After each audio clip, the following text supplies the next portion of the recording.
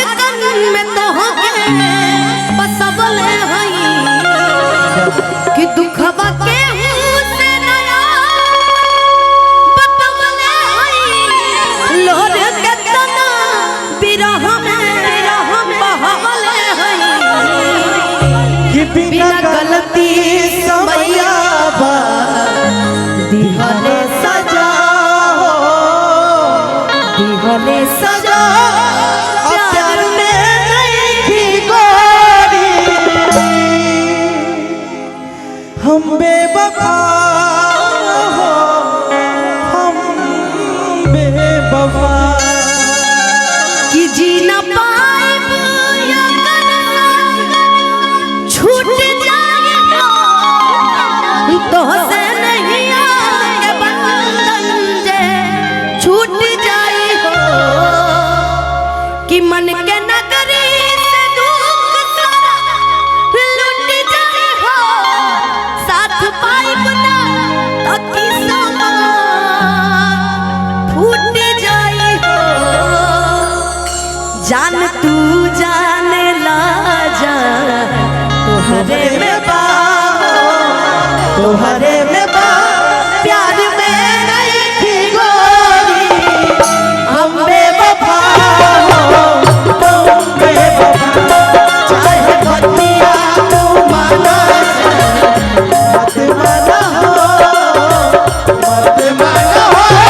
प्यार में नहीं थी गोरी हम बेवफा हो हम बेवफा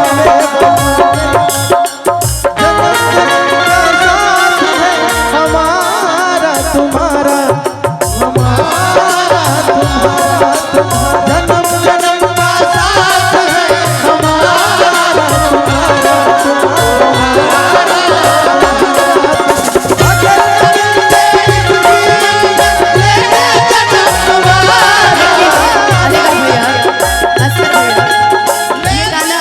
आप खाली चलते रहिएगा। ये गाना मैं अपने उन तमाम श्रोता लोग को, अपने उन तमाम टीम के लोगों को, अपने सिंगर जी, हमारे म्यूजिशियन टीम, हमारी जितनी ये बहनें बैठे हैं सबके लिए डेडिकेटेड करती हूँ। हमारे सुमित बाबू भी सामने खड़े हैं, जितने हमारे चैनल वाले लोग हैं सबके लिए गाना डेडिकेटेड करती हूँ, क्योंकि किसी एक चैनल का नाम नहीं ले सकती, क्योंकि आज पुराने चैनल से लेके मेरे नए चैनल सारे जितने भी हमारे भाई हैं सभी उपस्थित हैं। जन्म जन्म का साथ है हमारा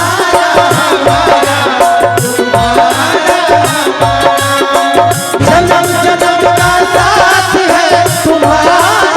हमारा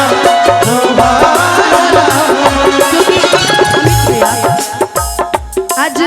हम लोग जो भी हैं, अगर हम लोग को दूर दूर तक सुना जाता है तो जो लोग कहता है ना कि हम अपने से हैं, तो उनको बता दो कि आज आप हैं तो इनकी बदौलत ना ये लोग वीडियो चढ़ाते। बस मुझे शिकायत सिर्फ उन लोगों से है जो अच्छी चीजों को भी बुरा बनाकर शेयर करते हैं। तो आपसे कह देती हूँ कि कहते हैं ना कि पाप का घड़ा जब भर जाता है तो फूट जाता है, तो ऐसा ना हो, इसलिए जो अच्छा चढ़ाते हैं उनको दिल से अभिनंदन, जो बुरा चढ़ाते हैं उनको बहुत बहुत नमन, बहुत बहुत नमन। जन्म जन्म का साथ है तुम्हारा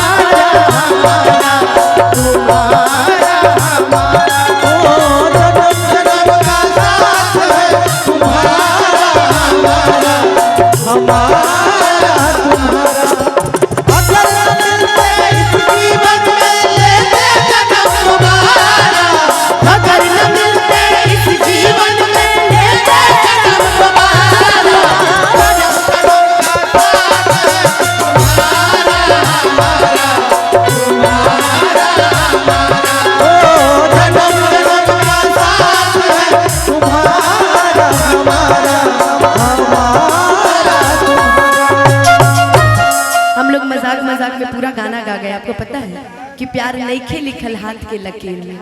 हम लोगों ने ये पूरा गाना गा दिया। रंजीत मेहता जी जहाँ कहीं भी वहाँ के दूल्हे राजा जी से संपर्क कर लीजिए। हो समझे न पानी अरे असली इरादा, हम अपना जीवन का बात बता रहे हैं कि समझे न पौने तार असली इरादा, और पवा के जाल में धरा गई निकाला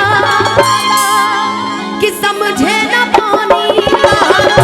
असली इरादा।